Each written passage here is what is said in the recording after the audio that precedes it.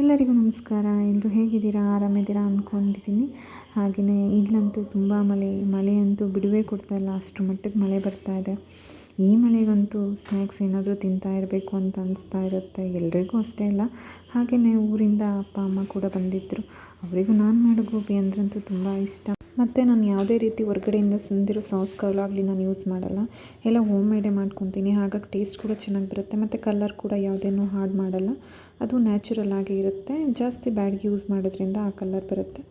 ಮತ್ತು ಗೋಬಿ ಕೂಡ ಚೆನ್ನಾಗಿತ್ತು, ಎಲ್ಲರೂ ಟೇಸ್ಟ್ ಮಾಡಿದ್ರು. ಹಾಗೆಯೇ ಈ ಕಡೆ ನಾನು ಟೀ ಕೂಡ ಇಟ್ಕೊಂಡಿದ್ದೆ. ಟೀಗೆ ಅಂತ ಹೇಳಿ ನಾನು ಸ್ವಲ್ಪ ಟೀ ಪೌಡ್ರು, ಸೋಂಪು ಹಾಕ್ಕೊತೀನಿ. ಸೋಂಪು ಮತ್ತು ಏಲಕ್ಕಿ ಪೌಡ್ರ್ ಹಾಕ್ಕೊಂಡೊಂದು ಟೀ ಅಂತೂ ತುಂಬ ಚೆನ್ನಾಗಿರುತ್ತೆ ಮತ್ತು ಟೇಸ್ಟ್ ಕೂಡ ಚೆನ್ನಾಗಿರುತ್ತೆ, ಫ್ಲೇವರ್ ಕೂಡ. ಹಾಗೆಯೇ ನಾನು ದೋಸೆ ಕೂಡ ನೆನೆಸ್ಕೊಂಡಿದ್ದೆ, ದೋಸೆಗೂ ಕೂಡ ರುಬ್ಬಿಟ್ಕೊಂಡೆ. ಈ ಚಳಿ ಇರೋದ್ರಿಂದ ಸ್ವಲ್ಪ ಬೇಗನೆ ರುಬ್ಬಿಟ್ಕೊಂಡ್ರೆ ಅದು ಉಬ್ಬು ಬರುತ್ತೆ, ದೋಸೆ ಕೂಡ ಸಾಫ್ಟಾಗಿ ಟೇಸ್ಟಿಯಾಗಿರುತ್ತೆ. ಮತ್ತು ನಾಳೆ ತಿಂಡಿಗೆ ಏನು ಮಾಡೋದು ಅಂತ ಯೋಚನೆ ಮಾಡೋದಕ್ಕಿಂತ ಹಿಂದಿನ ದಿನವೇ ಏನು ತಿಂಡಿ ಮಾಡೋದು ಅಂತ ಪ್ಲ್ಯಾನಿಂಗ್ ಇದ್ದರೆ ನಾಳೆ ಮಾರ್ನಿಂಗಿಗೆ ಯೂಸ್ ಆಗುತ್ತೆ. ಇಲ್ಲಾಂದ್ರಂತೂ ತುಂಬ ಗಡಿಬಿಡಿ ಆಗೋಗುತ್ತೆ, ಏನು ಮಾಡೋದು ಅನ್ನೋ ಕನ್ಫ್ಯೂಸ್ನಲ್ಲೇ ಟೈಮ್ ಕೂಡ ಆಗೋಗುತ್ತೆ. ಹಾಗಾಗಿ ನೈಟಲ್ಲೇ ಸ್ವಲ್ಪ ಪ್ಲ್ಯಾನಿಂಗ್ ಇದ್ದರೆ ತುಂಬ ಒಳ್ಳೆಯದು. ಊಟಕ್ಕೆ ಅಂತ ಹೇಳಿ ಸಾಫ್ಟ್ ಚಪಾತಿ, ಪನ್ನೀರ್ ಫ್ರೈ ಮತ್ತು ಉಪ್ಸಾರು ಖಾರಗೆ ಎಣ್ಣೆ ಹಾಕ್ಕೊಂಡು ಚಪಾತಿಗಂತೂ ತುಂಬ ಟೇಸ್ಟಿಯಾಗಿರುತ್ತೆ. ನೀವು ಒಮ್ಮೆ ಟ್ರೈ ಮಾಡಿ. ಹಾಗೆಯೇ ಎಲ್ಲರದ್ದು ಊಟ ಕೂಡ ಆಯಿತು. ಮತ್ತು ಕಿಚನ್ ಕ್ಲೀನಿಂಗ್ ಅಂತೂ ಇದ್ದೇ ಇರುತ್ತಲ್ವ.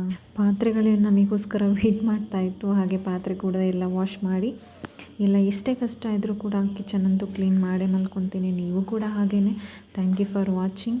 ಇವತ್ತಿನ ಈವ್ನಿಂಗ್ ರೂಟೀನ್ ಎಲ್ಲರಿಗೂ ಇಷ್ಟ ಆಗಿದೆ ಅಂದ್ಕೊಂಡಿದ್ದೀನಿ. Thank you.